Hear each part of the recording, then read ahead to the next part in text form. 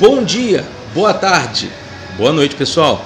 Mais um vídeo do Virando as Páginas. Deixa eu dizer para vocês, esse é o nosso último vídeo gravado. Talvez nós ainda tenhamos a gravação de mais um lá no dia 30, no final do ano.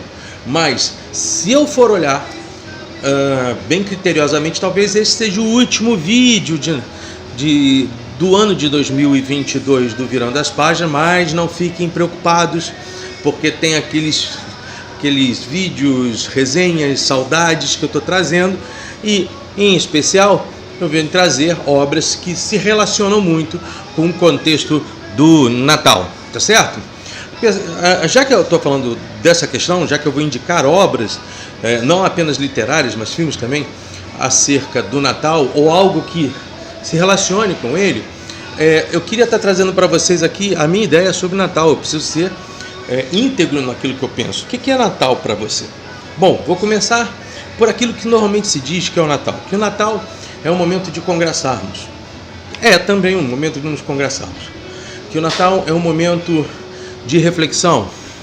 De fato, o Natal é um movimento que traz reflexão. O Natal é uma oportunidade de perdão? Pode ser. Mas a relação de perdão, amor, ela tem que ser eternizada em todos os dias. E eu vou dizer para vocês por quê. Por fim, o Natal é a esperança que move o mundo. Pode ser isso. Se você entender, na minha perspectiva, o que é o significado do Natal. Bom, então, Armando, o que é o Natal para você? O Natal é exatamente aquilo que sempre nos foi mais mostrado, né?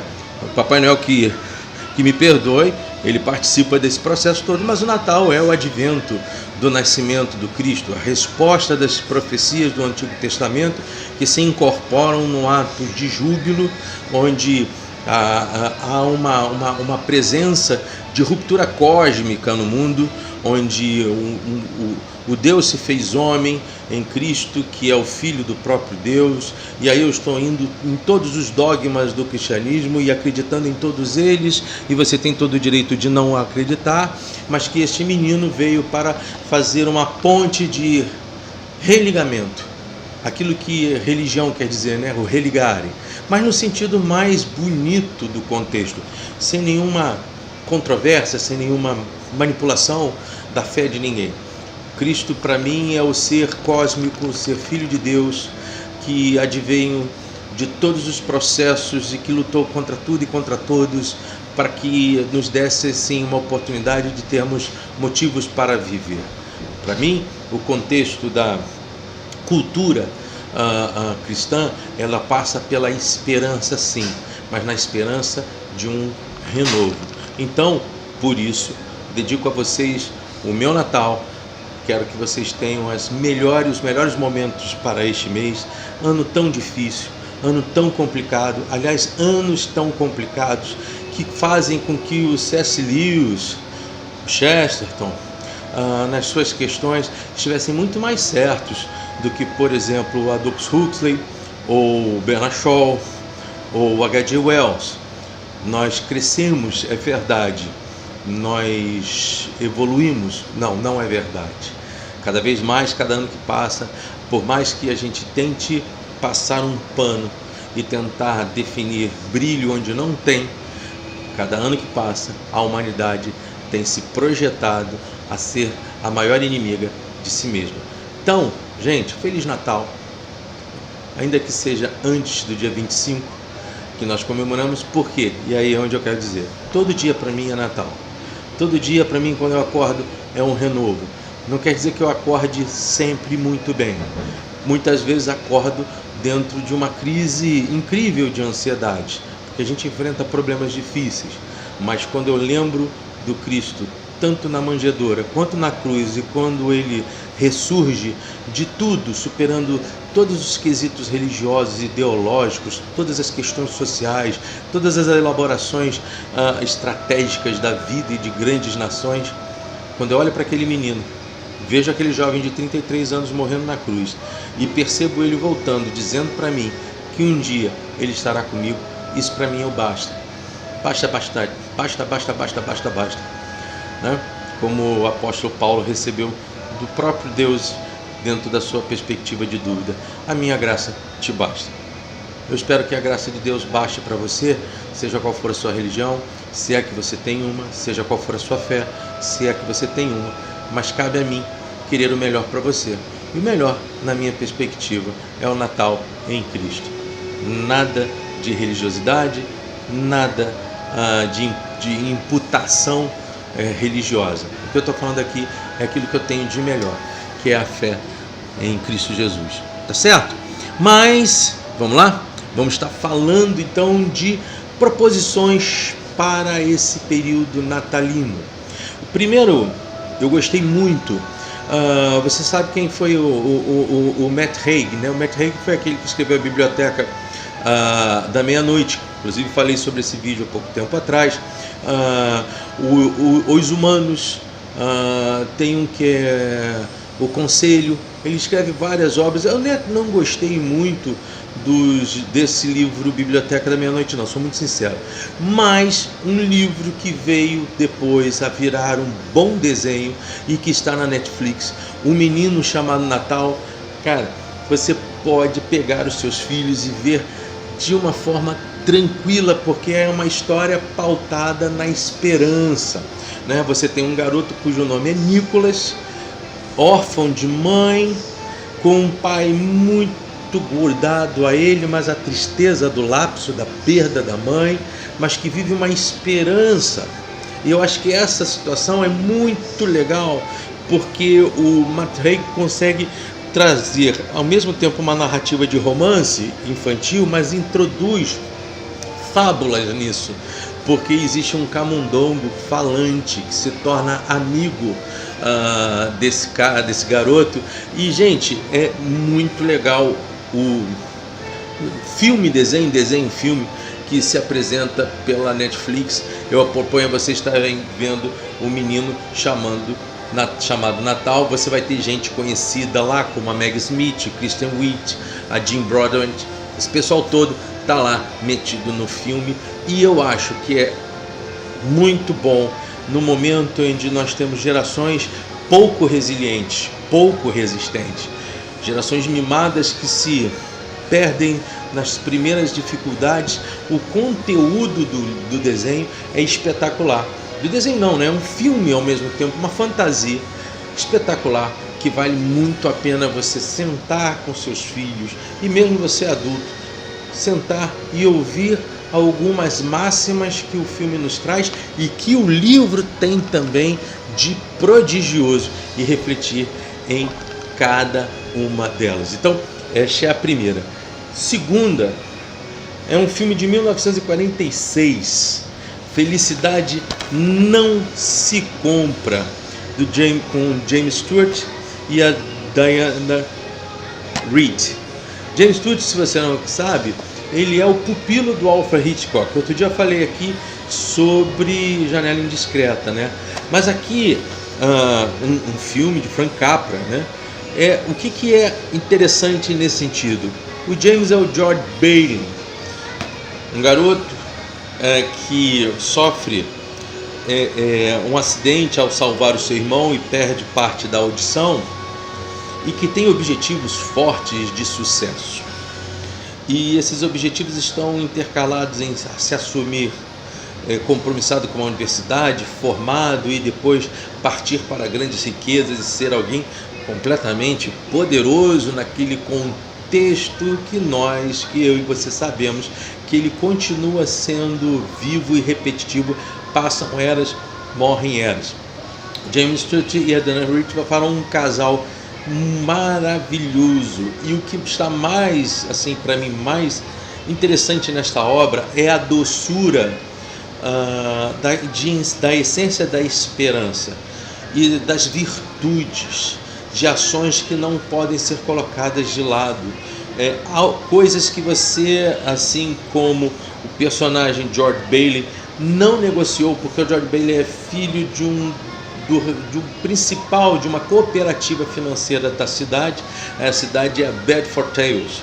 Então ali você tem um cara que já comprou tudo da cidade e quer comprar essa cooperativa, e o pai do George Bailey, o Sr. Bailey, ele não aceitou, e depois o George acaba assumindo dentro da cooperativa, e obviamente vai ter os embates, os dramas, os amores e a coisa clássica daquela década. Eu tenho visto mais filmes entre a década de 40 e 60 do que atualmente.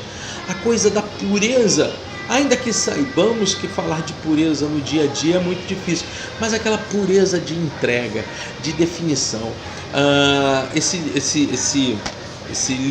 Essa obra, ela ganhou vários prêmios, né? Ganhou o prêmio Globo de Ouro, o melhor diretor, o Frank Capra, a adaptação depois que veio de um livro, The Greatest Gift, né? A grande dádiva. E interessante, a intervenção divina a partir de um anjo pouco casual, muito legal. Então você tem ele na Amazon Prime. Eu vi ele na Amazon Prime, mas eu tenho o DVD. Vale muito a pena. Se eu fosse você, não pensava duas vezes. Se você quer exercitar não apenas a esperança, mas as virtudes, a fé, a ligação, a irmandade dentro de um cotidiano tão perigoso, vale a pena essa obra que eu estou indicando a vocês. A felicidade não se compra. Aí, gente, a gente vai para um cara complicado. Esse livro tem na Ecclesiae, tem várias outras edições. Esse livrão aqui, ó, O Homem Eterno, J.K. Chesterton. Este livro vem a partir de um debate do Chesterton com o H.G. Wells sobre a origem do mundo. Falar um pouco sobre Chesterton rapidamente. Ele foi jornalista, crítico, ensaísta, um teólogo não formado, mas um analista da teologia. Esta obra aqui foi a obra que vem da conversão dele do anglicanismo para o catolicismo, e é a obra que vai servir para a conversão do C.S. Lewis. E ele está nesse período, na verdade já há 20 anos ele vinha lutando contra algumas questões. Primeiro, com o cientificismo representado no H.G. Wells, depois na Inglaterra, o movimento fabiano, em que tem Bernard Shaw, um dos seus maiores representantes. Apesar de amigo do Shaw, diversas vezes o Chesterton vai fazer críticas deveras ao Bernard Shaw pela sua ideia da eugenia. Você tem, ele é um autor, ainda que influenciado pela era vitoriana, ele já está vivendo a era eduardiana, do rei Eduardo. Então você tem aqui movimentos crescentes dos sindicatos de trabalhadores, o feminismo inglês, digamos assim, as fraturas relacionais entre a Inglaterra e a França, e ele enxerga de forma muito desconfiada. Ele é um crítico, quanto mais a ponto de ele ser tido como profeta do paradoxo. As primeiras obras que eu li dele é O que há de errado no mundo, Os hereges. Depois eu li Ortodoxia. Esses livros, os dois primeiros principalmente, O Homem que Era Sexta-feira, que está muito próximo das edições na primeira década do século XX. O Homem que Era Sexta-feira e O que há de errado no mundo são quase que livros colocados na estante das editoras quase que ao mesmo tempo. E esse livro não já é da década de 30, e ele é tão impressionantemente sério, onde a visão de Chesterton, em primeiro, dizer que a humanidade, ou o homem, o Homo sapiens, não é apenas um animal, e num segundo movimento, que Cristo não é apenas um homem.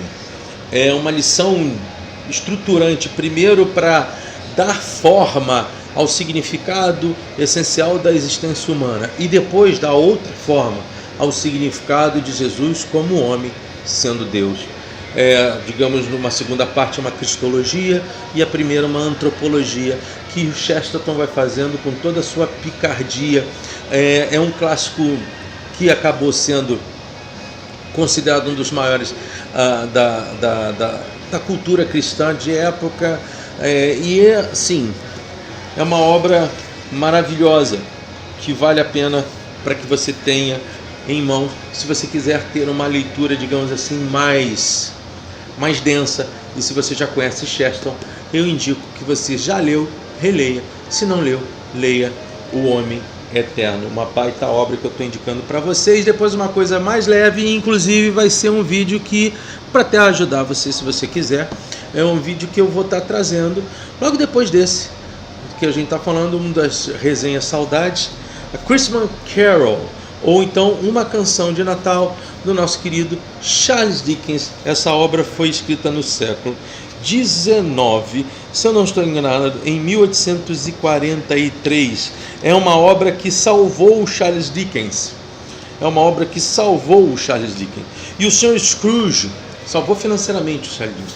E o que me parece muito interessante nesta obra é a consolidação de uma crítica social severa que o Charles Dickens está dando a todas as ações daquela Inglaterra ora puritana, ora ultra-anglicana, mas que não permeou a visão das divisões e dos choques sociais que existiam para aquela época. Então, quando você se coloca no lugar do Sr. Scrooge, a constatação que o Dickens vai escrever é de como pessoas podem ser transformadas, e sempre aquela luta, né, de dois deuses, né, Mamon e o Deus cristão, ou o Deus judeu, entre o bem e o mal, no sentido da corrupção do poder. Eu acho essa obra especialíssima, vou trazer ela de volta para vocês agora. Esse livro foi escrito efetivamente em 18 de dezembro de 1843 e, gente, Ebenezer Scrooge é alguém que vai trazer para todos nós a esperança de alguém que se transforma, que salva-se a si mesmo, dentro do entendimento do que é a vida e da perspectiva ideal do Natal, a partir dos seus pesadelos e sonhos, dos fantasmas que o visitam, até que ele se regenere, e não só ele, como seu sobrinho e seu empregado principal e o filho dele são contornados por um amor belo representado no contexto do Natal. Não é um contorcionismo do Charles Dickens, muito pelo contrário, é efetivamente uma identificação clara e sistemática do senso do Natal como algo da ação divina do próprio Cristo. Muito legal ler Charles Dickens. Um outro, esse aqui sim gerou um problemaço. O Reino de Deus está entre nós. Eu tenho aqui do Leon Tolstói. Só para dizer para vocês o seguinte, esse livro, quando ele surgiu, foi em 1894, se eu não estou enganado. Esse livro gerou uma polêmica enorme, porque a ideia do Tolstói aqui é mostrar que o cristianismo, logo de cara, não é um contexto ideológico, como já começava a nascer as perspectivas do socialismo, as discussões sobre o capitalismo e outras coisas tal, a discussão sobre a monarquia absolutista, né, russa. E a visão do Tolstói é uma visão de caracterizar o cristianismo como algo completamente fora disso, fora inclusive dos poderes eclesiásticos que estavam pautados na Igreja Ortodoxa Russa. Por isso que ele vai bater de tal forma que a própria Igreja Ortodoxa e o czar proíbem a edição dessa obra. Só 100 anos depois, a Tânia Tolstói, que é neta de Tolstói, vai trazer de novo a reedição desta obra em 1988. Para mim, surpresa, tenho aqui Guerra e Paz, Ana Karenina, mas principalmente Guerra e Paz era para mim a obra magna do Tolstói. Mas não. O Reino de Deus está entre vós, é a obra mais impactante do nosso querido escritor, quase mendigo, Leon Tolstói. Então, vale muito a pena nos momentos onde hoje as religiões estão sendo discutidas, a partir, inclusive, e principalmente, das hipocrisias moralistas. Vale muito para compreender, então, que o cristianismo não é uma ideia entre as ideias, ele é a ideia viva que precisa ser de novo recuperada para que você possa entender definitivamente o que há de melhor e o que há de mais, digamos assim, na perspectiva do Tolstói, de mais sagrado dentro da história da humanidade. Tá certo? Essa é uma outra obra que eu estou indicando para vocês. O Reino de Deus está entre vós. Lembrando que aquele período, final do século XVIII, ele advém posteriormente de algumas guerras, as guerras napoleônicas e depois outras guerras que vieram a surgir, um período já de meia paz decretada, mas antevê-se a Primeira Guerra Mundial, e Tolstói percebeu isso de forma muito dura, e dentro do livro ele coloca esta, digamos assim, essa menção do risco para onde a humanidade estava indo. É um livro quase que profético também. Uma outra obra interessantíssima que eu vou indicar para vocês. Falei sobre ele aqui durante muito tempo, estou até com a camisa dele hoje. Pior que no outro vídeo eu também estava, né? É Cartas de Papai Noel, do Tolkien. Esse é um livro que é normalmente para você ler com seu filho do lado, mas para você ler para você mesmo. Você lê com seu netinho, tô doido para ter neto. Porque ele é escrito entre 1920 e 1943. 1920, pouco depois do final da Primeira Guerra. 1943, até o final, na metade de 1943, quando a Segunda Guerra Mundial está no seu auge, inclusive nos movimentos já de início da derrota alemã, que só veio a se dar depois em 45. É uma obra belíssima, com uma estética maravilhosa que a Thomas Nelson nos entregou. Você tem Martins Fontes também fez essa obra, mas da Thomas Nelson é melhor, porque ela vem com toda a estética do livro. As cartas, você vai vendo o desenvolvimento do Tolkien junto aos seus filhos, vai vendo as várias épocas, e você consegue enxergar em cada carta que Papai Noel envia aos filhos do Tolkien. Papai Noel é o próprio Tolkien. Você vai vendo como o próprio autor vai amadurecendo em cada passo, em cada movimento. E é óbvio, você tem aqui personagens como Ravia Paxu, o Valuk Tuka, você tem a Aura Bora Real, ou a Aurora Boreal, ou então a Ursa Maior, o Homem da Neve. Você tem cada um desses personagens, vão mostrar sentimentos importantíssimos, e eu posso já até lhe garantir, sentimentos que foram importados depois para o Hobbit e as outras obras do Senhor dos Anéis, do Senhor Tolkien. Vale a pena você ter esse livro em mãos, não é caro, gente. Basta você ver pela Amazon, acho que com R$43 você tem uma obra para ler para os seus netos, para seus filhos e para você. Fechando, gente, vamos lá? Óbvio que eu não poderia deixar de indicar a querida Crônicas de Nárnia, do C.S. Lewis, uma obra que deu ao C.S. Lewis, digamos assim, mais um carimbo do grande autor que ele foi, sabendo nós que Carta do Diabo ao Seu Aprendiz e Cristianismo por Princípios foram livros que já tinham colocado o Lewis num pedestal bem aclamado dentro da crítica editorial. E, como sabemos, as Crônicas de Nárnia são, na verdade, 7 livros, 7 contos do Lewis, que tem tudo a ver com o Cristo. Aslan é Jesus Cristo. As fábulas de Nárnia, elas apontam diretamente que Aslan é o próprio Cristo. E nesse sentido, você tendo estas percepções, você vai lendo cada um desses contos para você adulto e para você seus filhos, ou você garotão, ou você moça, e você vai perceber que essas obras elas têm uma junção pautadas no contexto do Evangelho e na Bíblia. E lindo, o último capítulo, que na verdade é um texto que é adentrado na obra, 3 maneiras de escrever para a ciência. Quem está estudando literatura é uma boa, está vendo isto aqui. Primeiro conto é o Sobrinho do Mago, mas que foi o último a ser escrito. Depois vem o Leão, a Feiticeira e o Guarda-Roupa, o Cavalo e seu Menino, Príncipe Cáspia, Viagem do Peregrino da Alvorada, a Cadeira de Prata e a Última Batalha. Todos sabem que isso foi usado pela Warner e pela Disney, foi para os cinemas, mas é interessante você estar dando de frente com esta obra, passa o mês todo, vai lendo e vai fazendo as suas reflexões. Tá certo, gente? É isso. Lembrando, curta o canal, participe.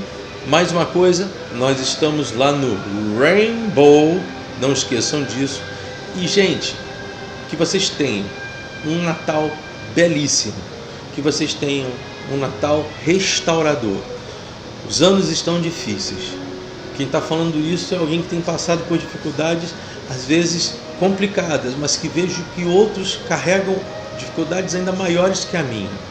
Mas eu desejo a você, a sua família, você que esteve andando comigo esse ano todo, paz, manjedoura, estrela de Belém, os Reis Magos e Jesus Cristo. Como eu sempre digo, supere-se, aprenda mais. Ler é bom, virando as páginas. Sigam que vai ter livro por aí sendo contado. Eu vou estar trazendo Charles Dickens, eu vou estar trazendo outras obras ligadas a tudo isso que a gente está conversando aqui. Vou trazer C.S. Lewis. E aí a gente fecha um final de ano conversando com o Natal. Muito obrigado, gente, por tudo mesmo. E até ano que vem, se o Deus da cruz e da manjedoura quiser. Tchau, gente.